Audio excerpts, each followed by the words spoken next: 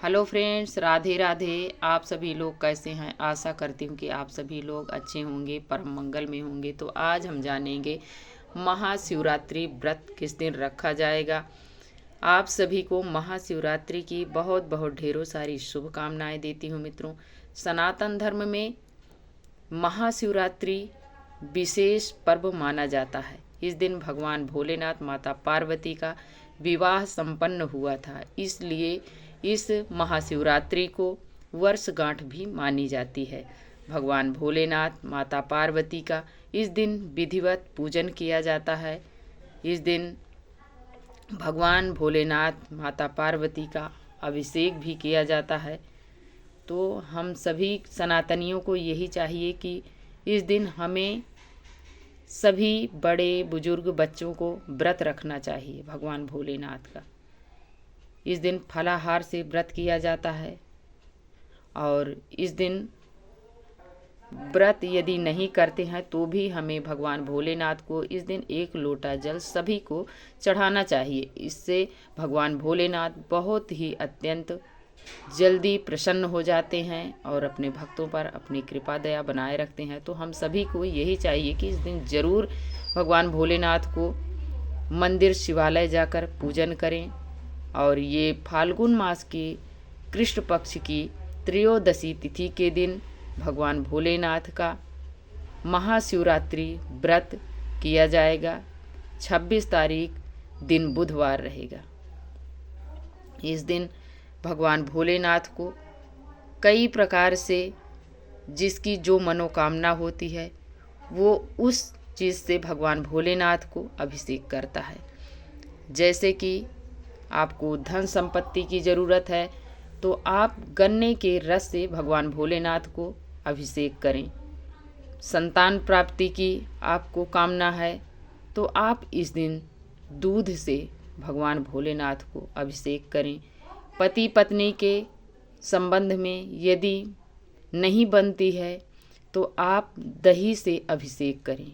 इस दिन धन संपदा आपको चाहिए तो इस दिन पंचामृत से भगवान भोलेनाथ का अभिषेक किया जाता है मित्रों। तो आप ज़रूर कोई ना कोई उपाय आप ज़रूर कीजिए। ये है महाशिवरात्रि। महाशिवरात्रि के दिन बहुत सारे लोग कोई ना कोई उपाय ज़रूर करते हैं। आज के ज़माने में सभी को कोई ना कोई परेशानी ज़रूर रहती है, तो आप ज़रूर कीजिए। यदि आपको संतान की प्राप्ति की ज़रूरत है तो आप इस दिन पार्थिव शिवलिंग बनाएं। पार्थिव शिवलिंग बनाकर और इस दिन आपको पार्थिव शिवलिंग पर दूध से अभिषेक करें और इस दिन भगवान भोलेनाथ को जौ जरूर समर्पित करें। जौ से भगवान भोलेनाथ बहुत प्रसन्न होते हैं और भक्त की मनवांछित मनोकामना को पूर्ण करते हैं। तो आप इस दिन जौ जरूर भगवान भोलेनाथ को पार्थिव शिवलिंग पर चढ़ाइए। इससे भगवान भोलेनाथ शीघ्र ही प्रसन्न हो जाते हैं। तो इस दिन जरूर बनाना चाहिए। और भगवान भोलेनाथ की चारों पहर पूजा की जाती है। इस दिन हमें चाहिए सुबह जल्दी उठें भोर में और जल्दी स्नान करें। स्नान करके स्वच्छ वस्त्र धारण करें और इसके बाद अपने घर के मंदिर में आकर अपने व्रत का संकल्प लें। इसके बाद जहां आपको भगवान भोलेनाथ की चौकी लगाना है वहां पर थोड़ा गंगा जल से क्लीन कर लें। करने के बाद आप चौकी चाहे पटा हो या कुछ भी हो आप रख लीजिए। उस पर आपको सफ़ेद या पीले रंग का वस्त्र बिछा लें। बिछाने के बाद आप भगवान भोलेनाथ को चावल या पुष्प का आसन दे दें। चावल टूटा नहीं होना चाहिए, चावल बिल्कुल साबुत होने चाहिए। आसन देकर भगवान भोलेनाथ की विग्रह को आप स्थापित करें। अगर आपके घर में शिवलिंग है तो इस दिन आपको जल अभिषेक जरूर करना चाहिए। पंचामृत से दूध, दही, घी, शक्कर, चीनी से आपको अभिषेक जरूर करना चाहिए। नहीं है तो आप पार्थिव शिवलिंग बना लें। और या तो वो भी नहीं कर सकते हैं तो आपके घर में विग्रह है तो विग्रह को आप स्थापित करें। स्थापित करने के बाद आप 1 लोटे में पंचामृत बना लें। जल, 1 लोटे में शुद्ध जल ले लें। शुद्ध जल को आप एक पुष्प की सहायता से भगवान भोलेनाथ को आप मानसिक रूप से स्नान करवाएं। करवाने के बाद फिर आप पंचामृत को पुष्प की सहायता से स्नान करवाएं। फिर शुद्ध जल से स्नान करवाएं। करवाने के बाद एक शुद्ध वस्त्र रखें, उससे भगवान जी के विग्रह को पोंछें। पोंछने के बाद फिर आप भगवान जी को वस्त्र स्वरूप कलावा समर्पित कर दें। करने के बाद फिर आपको अग्निदेव का आवाहन करना है। कोई भी पूजा पाठ हो, सबसे पहले अग्निदेव का आवाहन करना चाहिए। तो पुष्प का आसन देकर दीपक प्रज्वलित करें। दीपक प्रज्वलित करने के बाद फिर भगवान को अपने हाथ में थोड़ा सा पुष्प, अक्षत, जल लेकर सभी देवी देवताओं को आवाहन करें। आवाहन करने के बाद फिर भगवान जी के चरणों में वो पुष्प चाहे छोड़ दें, चाहे अपने जल के लोटे में डाल दें। उस जल को आपको लास्ट में पूजा पाठ करने के बाद सूर्य भगवान को अर्घ दे देना है। तो ऐसा करने से आपके सभी देवी देवता आपकी पूजा अर्चना वंदना को स्वीकार करते हैं। करने के बाद फिर आपको भगवान भोलेनाथ को सफ़ेद चंदन भस्म आदि का तिलक करें। करने के बाद माता गौरा को आप इस दिन चाहे तो हल्दी का भी तिलक कर सकते हैं, इसलिए कि भगवान भोलेनाथ माता पार्वती का इस दिन विवाह हुआ था। तो आप हल्दी, कुमकुम, रोली इस दिन आप चढ़ाएं। और फाल्गुन महीना है तो आप इस दिन वो गुलाल भी समर्पित कर सकते हैं भगवान भोलेनाथ माता पार्वती को। करने के बाद फिर आपको इस दिन भगवान भोलेनाथ को, सभी को पता है कि सफ़ेद रंग के पुष्प अत्यंत प्रिय हैं, तो भगवान भोलेनाथ को धतूरा के मिल जाएं या आपको सफ़ेद रंग के केतकी के फूल, केवड़ा के फूल छोड़कर बाकी जो भी पुष्प आपको मिलते हैं भगवान भोलेनाथ को समर्पित करें। बेला के पुष्प को और माता पार्वती को गुड़हल का मिल जाए या गुलाब का मिल जाए, कोई भी पुष्प तो ज़रूर समर्पित करें। और गणेश भगवान को आप दूर्बा इस दिन ज़रूर ले आएँ और समर्पित करें। नंदी भगवान है तो नंदी भगवान को भी दूर्बा इस दिन ज़रूर समर्पित करना चाहिए, इसलिए कि नंदी ही ऐसे हैं जो कि हमारी सभी बातें भगवान भोलेनाथ तक पहुंचाते हैं। तो ज़रूर इन्हें समर्पित करना चाहिए, इन्हें प्रसन्न करना चाहिए। फिर इसके बाद हमें भगवान भोलेनाथ को आप भोग समर्पित करें। इस दिन भगवान भोलेनाथ को काला तिल, साबुत चावल, ये सभी चीज़ें ज़रूर चढ़ाना चाहिए। और बिल्व पत्र महाशिवरात्रि पर मंदिर के सामने ही लेकर बैठे रहते हैं, तो आप ज़रूर ले लीजिए। और इस दिन भगवान भोलेनाथ को बिल्व पत्र अत्यंत प्रिय है, तो आप उसमें चाहे शहद लगा दें या चंदन से आप राम राम लिखें या ओम नमः शिवाय लिखें, या ऐसे ही तिलक लगाकर आप जो चिकना पाठ होता है वो भगवान के शिवलिंग पर समर्पित करें। करने के बाद धतूरा मिले, आकड़ा मिले, समी मिले, जो भी मिल सकता है, बेर मिले, बेर इस दिन जरूर भगवान भोलेनाथ को चढ़ाना चाहिए। चढ़ा दीजिए। चढ़ाने के बाद फिर आप जल अभिषेक करें। दूध, दही, घी, शक्कर आदि जो भी है, यदि आप मंदिर में गए हैं तो ज़रूर करिए।